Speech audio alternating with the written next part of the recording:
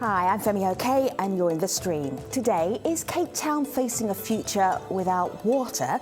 May the 18th, 2018 is being called Day Zero in South Africa's second largest city. We'll take a look at the debate around the root of the crisis and how Cape Town is planning for the near future. As always, we're live on YouTube and bringing in your comments from Twitter and Facebook, where today's show pitch came from.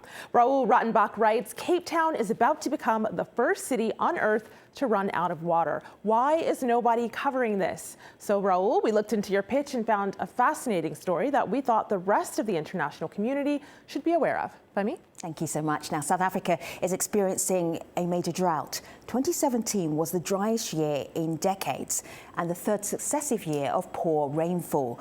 Dams have gone unreplenished, underground aquifers are tapped out, and springs and boreholes are running dry. Climatologists have pointed to climate change as a possible factor. And future projections show that a shift towards a drier climate. But other activists say the water crisis is political. They blame poor cooperation and coordination between the African National Congress, that's the ruling party, and the local and provincial government of the Western Cape, run by the Democratic Alliance. Well, calls by the mayor's office to the city's more than 4 million residents to cut water use to less than 87 litres per person have gone unheeded, and fines have been flouted. Water has already been shut down for several hours a day in areas outside the city centre. But what does 87 litres of water usage actually look like?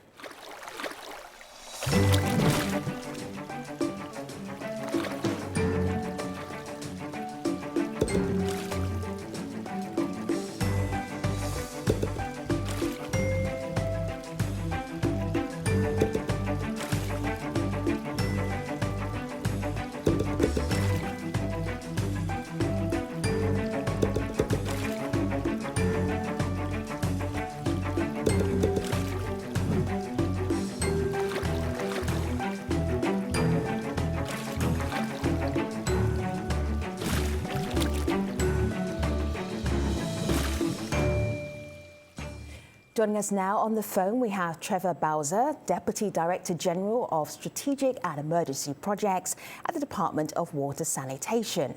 Mariette Litherink is CEO of the Federation for a Sustainable Environment. Zara Nicholson is the spokeswoman at the Office of Cape Town's Mayor, Patricia de Lille. And Talin Pereira is researcher at the Environmental Monitoring Group. Good to have you with us, everybody. So let's start with our community who are experiencing this firsthand, many of them. This is the personal story of Marisol. She says, we shower with buckets and use the water to flush the toilet. We wash less, our cars, clothes, ourselves. She goes on to say, you brush your teeth with a glass, no running water at all. And she's not the only one. We also got a comment in the form of a video. This is from Marissa Calvert. She's a resident of Cape Town. Hi there, I'm Marissa Calvert from Kales River. It's a suburb in Cape Town, in the Greater Cape Town. So the water crisis has been really bad. We have gone so far as to use buckets in our showers, not flushing our toilets, using the grey water from our baths and our showers, not washing our hair as often as we should. If it's a bad day, you don't shower at all. So it's been really bad. It's to a point where I hope that Day Zero doesn't come and we are actually praying for a flood. Taryn, she's praying for a flood. You're in Cape Town. Can you relate to either of those experiences?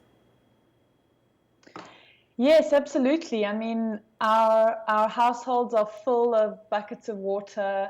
There's a bad smell that hangs about because, you know, the drainage systems are used to having a lot of water flushing through. And, you know, if you're thinking about water, you're hardly flushing your toilet at all. And so, yeah, it really feels quite desperate. If you have children, they're going many days without bathing. You're washing your clothes a lot less often. And there was actually recently a very great tragedy in a home in Cape Town when a toddler drowned in one of the buckets of water that was standing uncovered in the bathroom.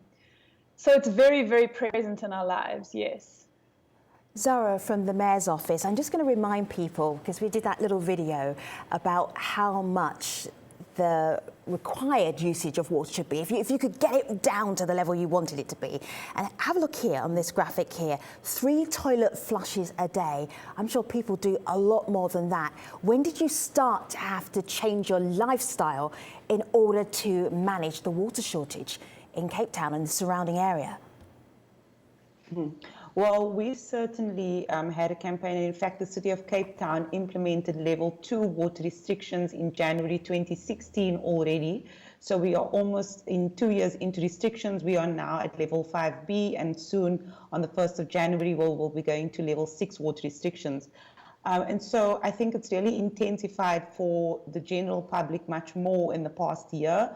Last year, we still saw, if we look at our usage, our collective usage, a lot of people weren't doing as much. But what has been a phenomenal feat, and we are really, really so thankful to Cape Townians, we are so grateful for their efforts, is that before January 2016, our collective consumption in Cape Town was 1.1 billion litres of water per day. We are now using in the region of 600 million litres of water per day. So it shows you that the water savings have intensified. People are doing so much that we have nearly halved our water use. So people have come on board. We've done everything we can, as you can see, the Think Water calculator, to sort of help you implement a water budget for each person per day. And that's 87 litres at home, at work, at school, at gym, or elsewhere. And so we really see how people have, in fact, also become, as much as it's a bit difficult for some to adapt to the new normal, as we call it, as a water scarce region. Life doesn't have to be that badly impacted. For example, I personally have limited doing laundry to 2 loads a week. That's it. Whatever's left over has to wait for the next week. We do showers of less than 2 minutes, as Marissa said, and others. We've got so many buckets in our showers collecting that water to flush. I use sort of sanitizers to make sure that the water is cleaned, that I use from my buckets. And so a lot of people have come on board. They are proudly sharing, in fact, how they've managed to drastically cut their consumption, and they have really minuscule water bills now as well. I had a water bill this past month of 16 Rand, and that I brought down from about 40 Rand. So it shows that we can do it. There are many people that are saving water, but there are I hear you, Mariette. Just give me a moment. Go ahead, Mariette. Can I please just interpose? Because as civil society organisations, in fact 20 trade unions, civil society organisations and non-profit organisations had compiled a state of the Department of Water and Sanitation report. And we allege that there is a governance and also an institutional paralysis with the Department of Water and Sanitation. And just to exemplify, it was well known, had been foreseen, that Cape Town and the Western Cape is a key demand area. In fact, that was predicted in terms of the National Water Resource Strategy 2 in South Africa. We have found, however, that the Department of Water and Sanitation has overspent its budget with 1.5 billion rand, and it owes it owes the Reserve Bank 1.9 billion rand. As a result of this overspending, the Honourable Minister of Water and Sanitation announced in Parliament. Trevor, go ahead. Trevor, go ahead. Yeah, go ahead, Mariette. Finish the sentence.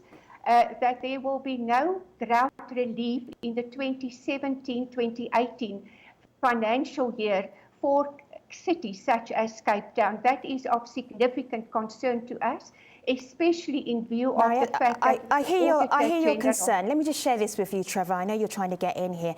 Mariette tweeted out, lack of skills to manage water supply systems. This is what she's saying, that your department is not skilled enough to cope with this drought crisis that Cape Town and surrounding area are actually suffering from right now. I disagree with the contention that Mariette has put across there.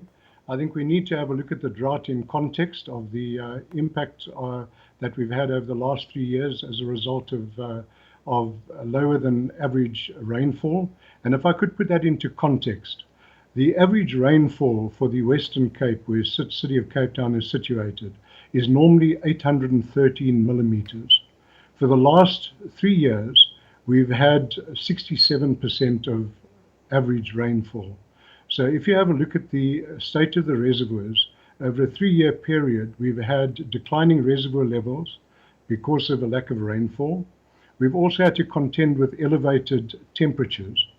But from the department side, we manage 6 reservoirs that supply the city of Cape Town, and we've had restrictions in place for the last 2 years in order to manage the available water. Now, this is a normal management practice in a arid country like South Africa, where we build our reservoirs to be able to see us through from the wet season through the dry season. And currently we are experiencing a 3-year very dry period, which is very similar to the drought that we experienced in the area in 1971 through to 1973. And I think with the restrictions that we put in place and the, yeah. That was Hi, Taryn. sorry. Taryn, go ahead. Yeah. Thank you. With the restrictions, I think Taryn wants to have a word with you. Taryn, go ahead. So absolutely, this is a very, very serious drought. I think, you know, that the climatologists at UCT have pointed out how it's the likelihood of 2017 being so dry after 2015 and 2016 being so dry was extremely improbable, and it was a 1 in 1,000 year drought. And yet we've known for a long time that Cape Town required greater and alternative sources of supply. And I think what we have in our country is a kind of a failure in our water governance. So, you know, part of what's in I disagree with you there. State of the Department of Water and Sanitation report shows that high-level posts in the department have remained vacant for a very long time. There's been a high turnover. There's a high level of vacancy at a senior leadership level. And so that's a failure of leadership. And what we needed in this drought is the city of Cape Town and the national department really working together in a really good relationship and in a very transparent way. For us as citizens, we need to understand the decisions that are being made because they have a long-term impact. So Taryn, Taryn, I hear what you're saying there, and I want to interject here because you're saying there's a failure of leadership, and what that means when it trickles down, I'm hearing from people online, is that no one is doing anything about this at that local level. So this is one person who's traveling in Cape Town right now, Black physicist, writes in, I'm currently in Cape Town. According to this morning's paper, people are not changing their water habits at all. And she sent us a picture of that from the Cape Times. Day zero threatens earlier than thought. Another person sent us a video comment on what she thinks authorities should be doing to get the word out. This is Brigetti. This is what she told us. There's a sense that local municipalities definitely need to do more to sensitize communities as to the desperate need to save water. Not all users are on social media, and they need to do much more to create awareness amongst those who are not on social media on a daily basis so that we save more water. So Zara, is the word getting out there, and how can you get people to change their habits?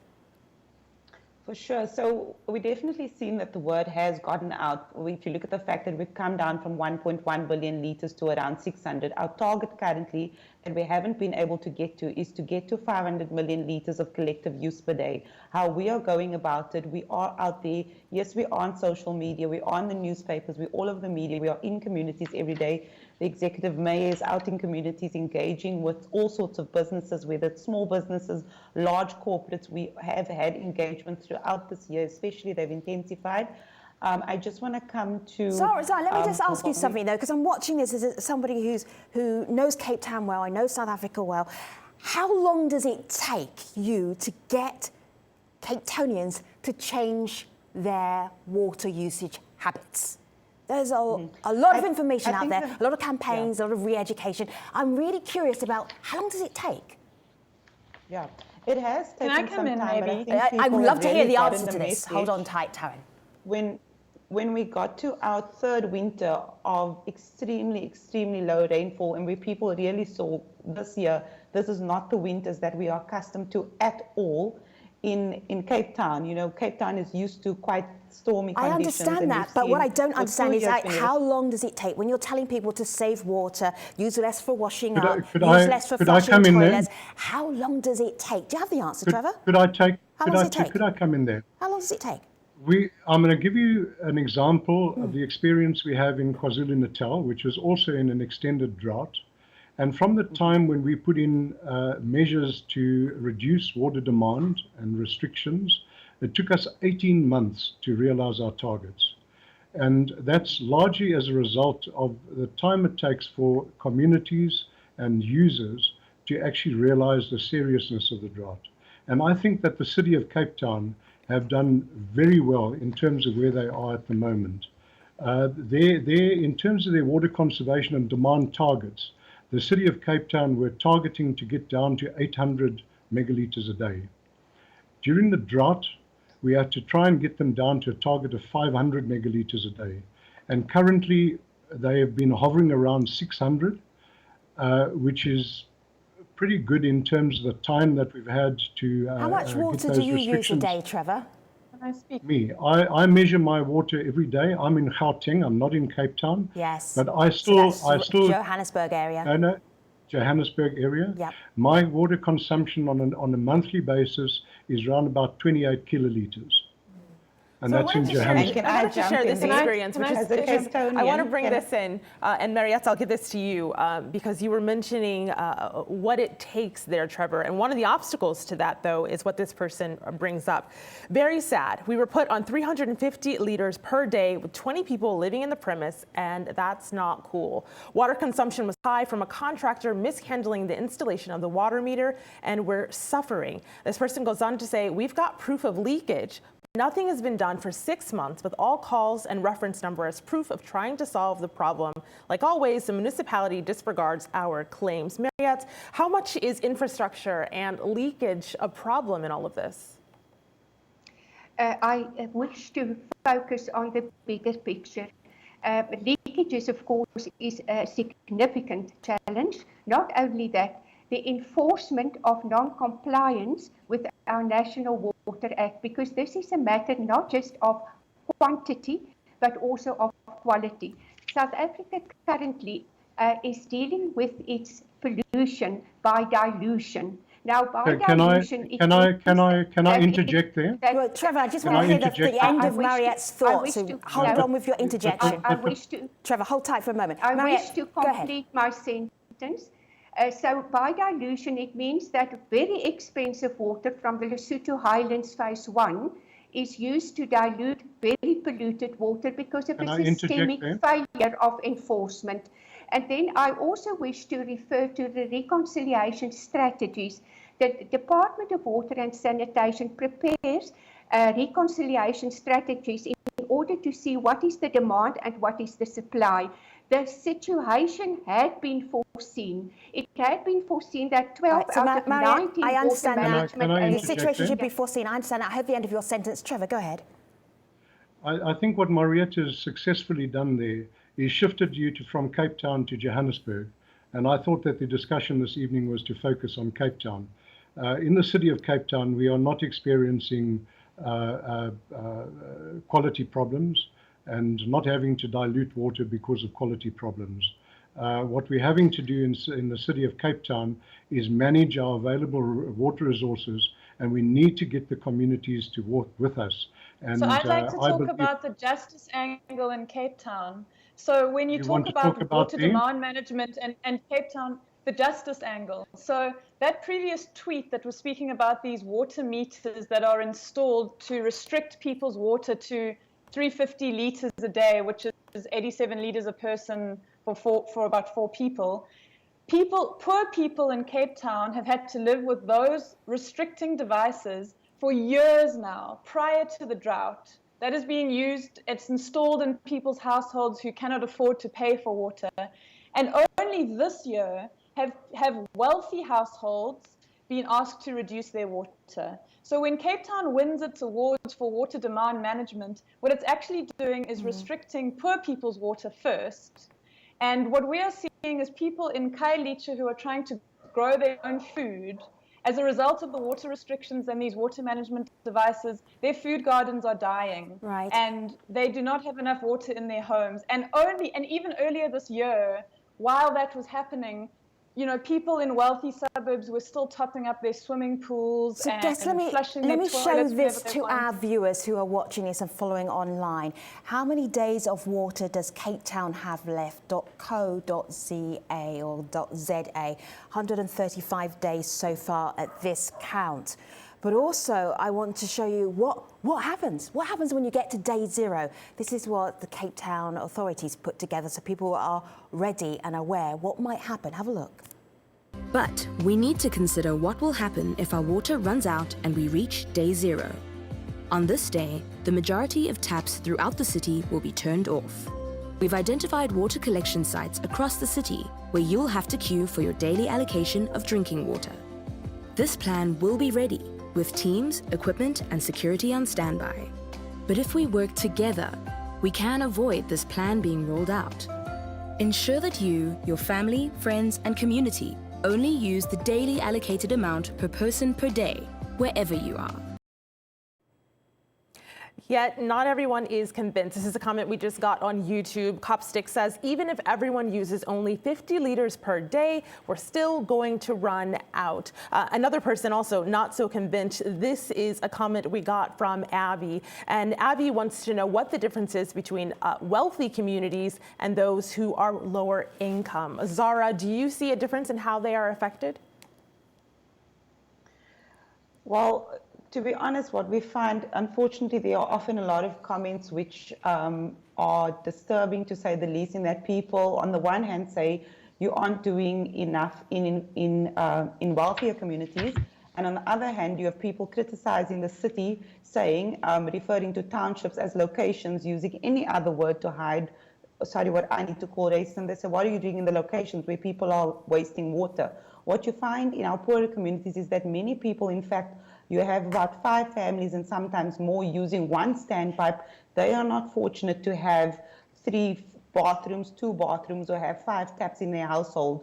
So we've had enforcement, we've had campaigns, we've had awareness drives as part of that water demand management and conservation plan that Trevor referred to earlier, where we've gone out into all areas. We've employed community plumbers to detect and repair infrastructure in our poorer communities. But when it comes to the wealthier residents, it is obviously their responsibility to detect and repair leaks, and they would charge for water. The other day, yes, we did have the water management devices installed just as part of the indigent relief program, where it was based on affordability. Then we had a directive issued in terms of the water bylaw, which then allowed the city's director of water and sanitation to then go in and install at excessive users, which we've done.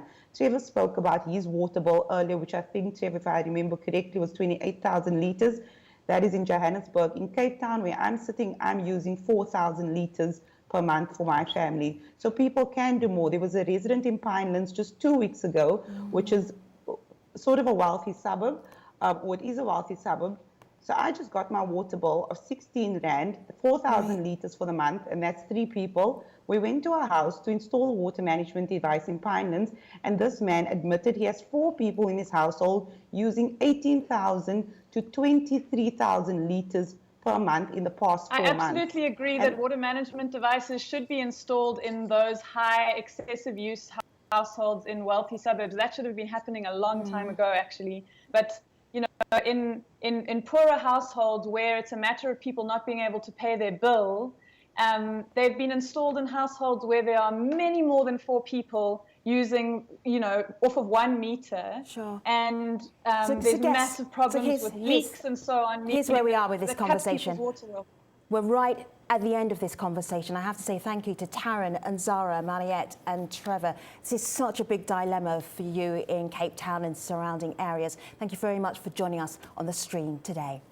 And to our community in Cape Town and South Africa, keep us posted on developments there. We'll leave you with some ways that some residents are working to save water. And until next time, we'll see you online. Hi, I'm Yasin Barnes. We leave a bucket in the shower to fill up with water while we're waiting for it to get warm. And I save my son's bath water for his school garden. Ngonga amanzi, ngogeza kufishane, isikhathi esifishane. And I save water by, if it's yellow, I let it mellow, and if it's brown, and it's not going down, I just leave it as well. We just let it all sit for the week. I'm Taryn Bester, and I save water by closing the tap while I lather up my hands to wash them. Ndonga amanzi ngongahlambi iziqhamo emanzini abalekayo. I save water by taking power showers.